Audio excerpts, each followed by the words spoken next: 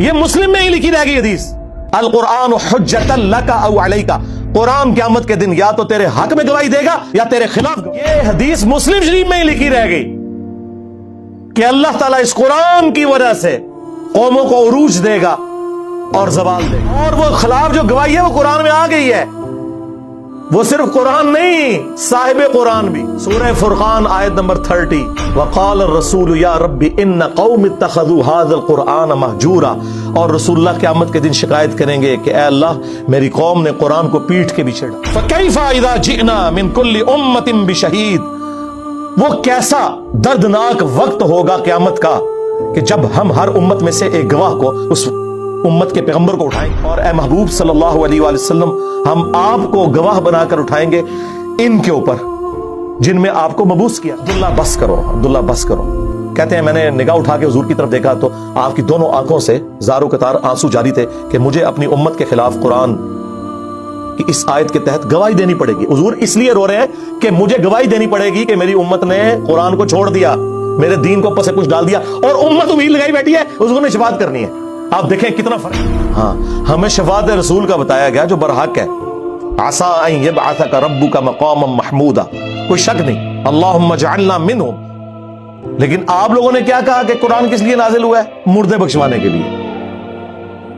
ہمارے محبوب صلی اللہ علیہ وآلہ وسلم کی پوری زندگی سینٹرڈ اراؤنڈ قرآن ہے، آپ کا انسٹرومنٹ آف دعوت قرآن۔ وَأُوحِيَ إِلَيَّ هَذَا الْقُرْآنُ لِأُنذِرَكُمْ بِهِ وَمَنْ بَلَغَ، اے نبی تم فرماؤ قرآن مجھے اس لیے وحی کیا گیا تاکہ اس قرآن کے ذریعے میں تم تک بات پہنچاؤں جس تک بھی پہنچے۔ اور وہ دیکھیں کیسی پہنچائی ہے، صحیح مسلم میں حدیث ہے، نبی علیہ السلام نے حجۃ الوداع کے موقع پر فرمایا تھا میں تم میں ایک چیز ایسی چھوڑ کے جا رہا ہوں جسے پکڑ لوگے کبھی گمراہ نہیں ہوگے، وہ اللہ کی کتاب ہے۔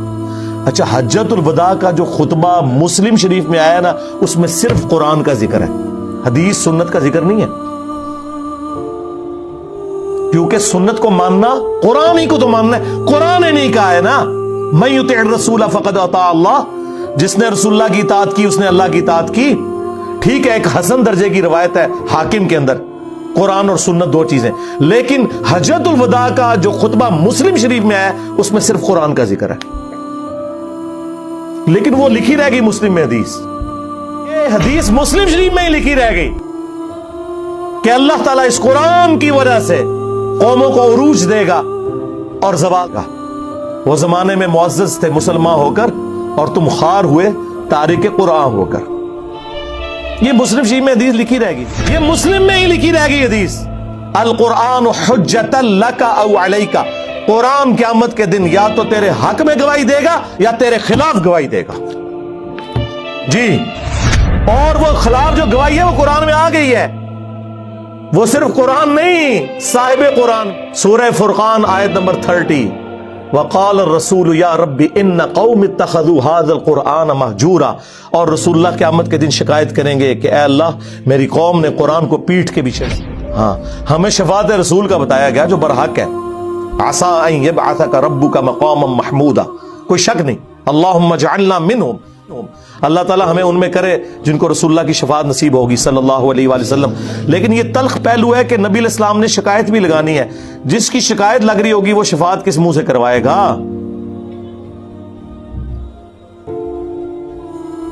ہم کہہ رہے ہیں جو کچھ بھی ہے تیرے محبوب کی امت سے ہے، اور محبوب پہلے ہی کہہ رہے ہیں کہ میں نے شکایت لگانی ہے جس نے قرآن کو چھوڑ دیا۔ محبوب تو رو رہے ہیں اس بات کے اوپر۔ بخاری اور مسلم دونوں میں حدیث ہے، عبداللہ ابن مسعود رضی اللہ تعالیٰ عنہ کہتے ہیں ایک دن نبی علیہ السلام ممبر پہ چڑھے اور میں آڈینس میں نیچے بیٹھا ہوا تھا، تو رسول اللہ نے کہا عبداللہ ہمارے قریب آؤ۔ میں قریب گیا، کہا عبداللہ ہمیں قرآن سناؤ۔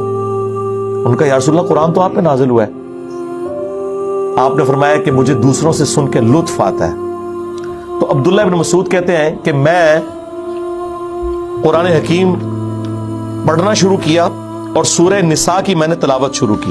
آپ شوق دیکھیں کہ سورہ نساء شروع کی، انہوں نے 40 آیات پڑھ دی، نبی علیہ السلام ممبر پہ بیٹھے ہوئے ہیں اور وہ نیچے قرآن تلاوت کر رہے ہیں اور حضور اس کا لطف اٹھا رہے ہیں۔ اور جب آیت نمبر 41 پہ پہنچے، فَكَيْفَ إِذَا جِئْنَا مِن كُلِّ أُمَّةٍ بِشَهِيدٍ، وہ کیسا دردناک وقت ہوگا قیامت کا کہ جب ہم ہر امت میں سے ایک گواہ کو اس امت کے پیغمبر کو اٹھائیں گے، کس لیے کہ بتائے کہ اس نے دعوت کا کام کیا تو اس کے اگینسٹ اس کی امت نے کیسا رسپانس کیا۔ وَجِئْنَا بِكَ عَلَىٰ هَٰؤُلَاءِ شَهِيدًا، اے محبوب صلی اللہ علیہ وآلہ وسلم، ہم آپ کو گواہ بنا کر اٹھائیں گے ان کے اوپر جن میں آپ کو مبعوث کیا گیا۔ بس یہ آیت سننی تھی، امت تو کہتی ہے جو کچھ بھی ہے محبوب کی امت سے ہے، اور محبوب کیا فرما رہے ہیں؟ عبداللہ بس کرو، عبداللہ بس کرو۔ کہتے ہیں میں نے نگاہ اٹھا کے حضور کی طرف دیکھا تو آپ کی دونوں آنکھوں سے زارو قطار آنسو جاری تھے کہ مجھے اپنی امت کے خلاف قرآن کی اس آیت کے تحت گواہی دینی پڑے گی۔ حضور اس لیے رو رہے ہیں کہ مجھے گواہی دینی پڑے گی کہ میری امت نے قرآن کو چھوڑ دیا، میرے دین کو پس پش ڈال دیا، اور امت امید لگائی بیٹھی ہے حضور نے شفاعت کرنی ہے۔ آپ دیکھیں کتنا فرق ہے۔ بخاری مسلم دونوں میں حدیث ہے، نبی علیہ السلام نے فرمایا جو لوگ زکوٰۃ نہیں ادا کرتے اپنے مال کی، کان کھول کر سن لو، ایسا نہ ہو کہ قیامت والے دن کسی کی گردن پہ اس کی وہ بکری سوار ہو جو بکریوں کا ریوڑ اس نے رکھا ہوا ہے اور اس نے اس کی زکوٰۃ نہیں دی، اور وہ مجھے پکار رہا ہو اغثنی یا رسول اللہ، یا رسول اللہ میری مدد کیجئے، میں تمہارے کچھ کام نہیں آؤں گا، میں نے جو کچھ بتانا تھا دنیا میں تمہیں بتا دیا۔ آپ حیران ہوں گے، میٹرک میں جب میں پڑھتا تھا 1992 میں، تو بریلویوں کی ایک جماعت تھی انجمن طلباء اسلام ATI، ان کا جو بیج ہوتا تھا نا اس پہ لکھا ہوتا تھا اغثنی یا رسول اللہ، وہ سیدھا بھی ہوتا تھا، گول بھی ہوتا تھا، گرین کلر کا اور گولڈن رنگ کا، اغثنی یا رسول اللہ۔ کاش اس کے نیچے بخاری اور مسلم کی اس حدیث کا نمبر لکھا ہوتا جس کے اندر یہ جملہ آیا ہے، ہم تو اس کو لیتے تھے یا رسول اللہ ہماری مدد کرے، لیکن یہ جملہ تو نبی علیہ السلام نے امت کے لیے ٹونٹ کے طور پہ بولا ہوا ہے کہ تم تو مدد مانگو گے، میں نے تمہارے کام نہیں آنا۔ کیوں؟ اس حدیث میں الفاظ ہے میں نے تمہیں دنیا میں بتا دیا تھا، کہیں ایسا نہ ہو کہ کسی کی گردن پہ اس کی گائے سوار ہو جس کی اس نے زکوٰۃ نہیں دی، جب وہ گائے 40 کے عدد کو پہنچے، یعنی عام گائے کی زکوٰۃ نہیں ہے، اور وہ چیخیں مارتا ہوا کہ اغثنی یا رسول اللہ، یا رسول اللہ میری مدد کرے، میں نے تمہیں دنیا میں اللہ کا پیغام پہنچا دیا تھا، میں تمہارے کچھ کام نہیں آؤں گا۔ پھر نبی علیہ السلام نے اونٹ کا سوار ہونے کا ذکر کیا، تو اندازہ کریں اللہ کے نبی علیہ السلام نے اپنی امت کو ایک ایک تفصیل کھول کر بیان کر دی ہے، کوئی قسم نہیں چھوڑی، کھول کھول کر باتیں بیان کر دی ہیں، کسی کو وہم بھی باقی نہ رہے، پھر بھی امت کو خیال نہ آئے تو الگ بات۔